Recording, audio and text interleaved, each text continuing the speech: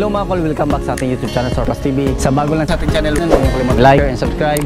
And click na rin ang notification bell para laging updated sa ating mga susunod na video uploads kayo ito.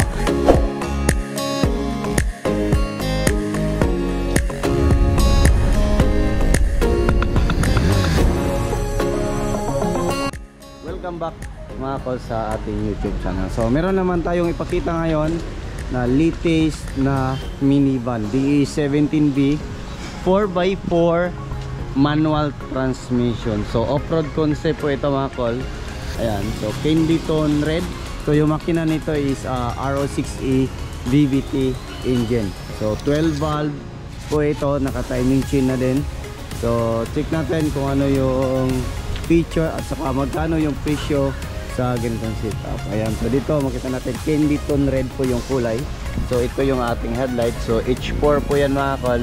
Tapos spark light din yung ating signal light. So meron tayong customized na fog lamp dito. Ito yung kinopya natin sa mga DE17W. So ito ay DE17B variant. So ayan, makita natin din dito meron tayong front bumper. So ito yung napili ng ating customer. So fully tinted yung ating unit. So dito meron tayong fender dito. Ayan, so customized fender. So meron tayong mud terrain 13 inches. Yung sukat nito, ayan, ito natin 165 by EP R13. So mud terrain. So lifted po itong unit natin mga kon. So dito makita natin yung ating side mirror is auto fold na din. Ayan, so retract na din yung ating side mirror dito. Kompleto siya sa rain visor. Ayan, so makita natin dito is kinulayan natin ng black yung mga door natin, door pillar natin para pag tinignan dito sa malayuan parang buong salamin po yan. So ayan, ito yung mga door handle natin. Ayan, so dito meron din tayo customized na fender. Ayan, so lifted dito. So makita natin malaki po yung kanyang clearance dito. Ayan. So dito naman sa likuran mga kon, ayan, so meron tayong ladder dito. So ladder, yan po yung request ng ating customer. Din dito meron tayong third light sa itaas, wiper kumpleto. Ito yung opener niya dito sa likuran. Then meron din tayong step board dito. Yan, so ito yung T-light ng mga DE17B na variant. Ayan, so yan, meron tayong camera dito. Kumpleto siya sa plate number. So titingnan naman natin dito sa likuran. So dito sa likuran is brand new yung seat cover, matting natin, sorry. So brand new yung matting natin, yung ceiling bago. Ayan, so meron siyang ilaw dito. Ayan, titingnan natin. Ayan, check. So walang ilaw, so check natin yan mamaya. Ayan, so dito tayo sa kanyang sliding. So captain seat po ito mga kol. Ayan, so meron siyang headrest, armrest. Ayan, kompleto siya sa seat belt. Ayan, so dito brand new yung matting natin dito. Nakabalot na din ng plastic yung gilid natin. Ayan, so ito yung jack, tie range, at saka yung riser natin is nandito. Ayan, so dito naman, ayan, so all power. Ayan po yung power window natin switch.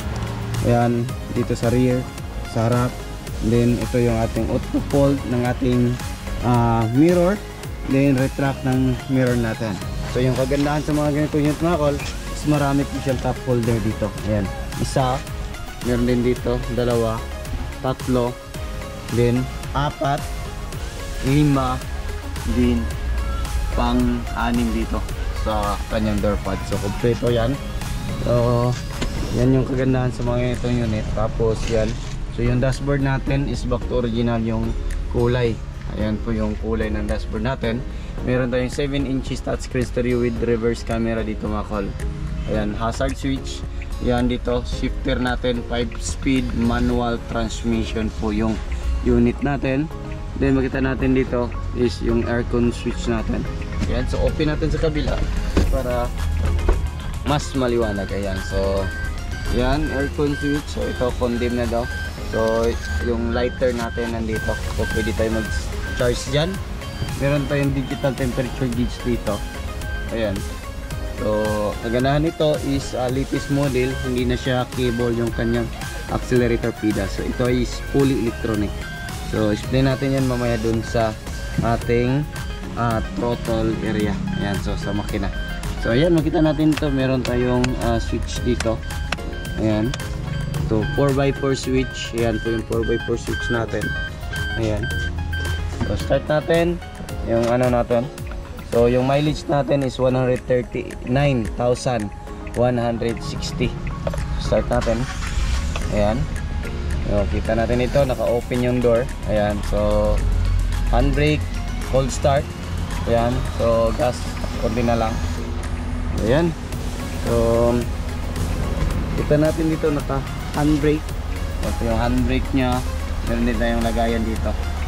So yan, naka VIP concept yung ating upuan. So based sa request ng ating owner, din yung kagandaan ng mga ganitong unit mga kalis, meron siyang headroom dito. Ayan, so meron siyang mga lagayan. Ito is yung sun visor natin, left and right, kompleto yan. Then yung ating room light, center mirror, ayan, nandyan. So check natin yung makina natin. Ayan, so naka aircon yan. Ayan ang lamig ng aircon ng ating unit. Ayan.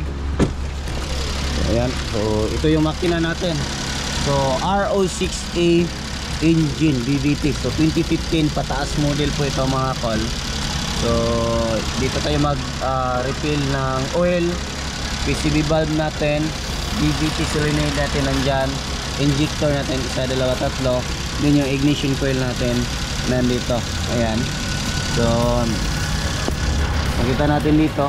So meron pa siyang naka-notice dito na excessive tightening will damage small diameter spark plug. Tighten with torque range to 12 ano yan? 12 plus newton plus 2 newton meter. Wipe up any oil or grease on spark plug. Ayan. So ayan, makita natin yung ating oxygen sensor. So timing chain na po ito mga kol. Ano, ganda ng andar. Try natin yung kanyang RPM.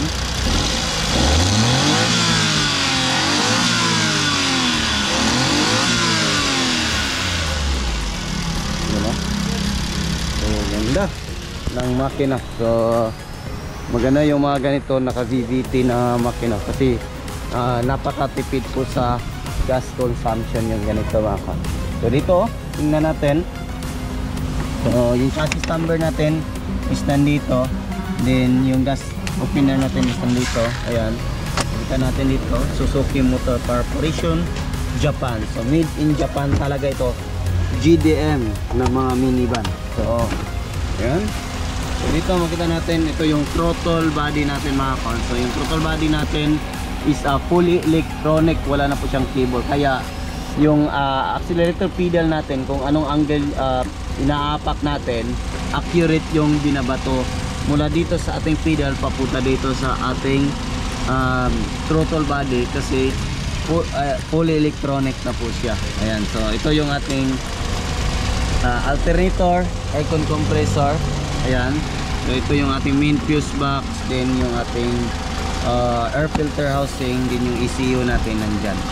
So yan yung hood opener natin nandito. Ito natin. Ayan, ganda ng kulay ng ating unit mga kol. So yan, makita natin dito. So kulang reservoir, kulang pa sa kulang, padagdagan natin yan ngayon. Ito is yung ating brake fluid reservoir. Ayan, so brake fluid, windshield washer reservoir. So yung ganyan is kulang talaga yung ilagay natin mga kol para mas tatagal po yung ating unit. So yan, so yung presyo ng ganitong setup is umabot po siya ng 401,000. All in na po yan mga kol, kasama na po yung mga upgrade. So sa basic setup lang, nasa 330 to 340 mag-wheels na yan. Pero depende na po yan kung ano yung gusto ng ating customer, kung ano meron silang gusto i-upgrade sa kanilang unit. Kaya tataas po yung presyo ng ating unit. So yan lang muna yung aming vlog for today. Maraming salamat po sa iyong patuloy na pagsubaybay. Yan, sa bago lang sa ating channel, don't forget to like, share, and subscribe. Then click na rin yung notification bell para lagi updated sa ating mga susunod na video upload kagaya nito. Ingat po mga call and bye bye. God bless po sa ating lahat.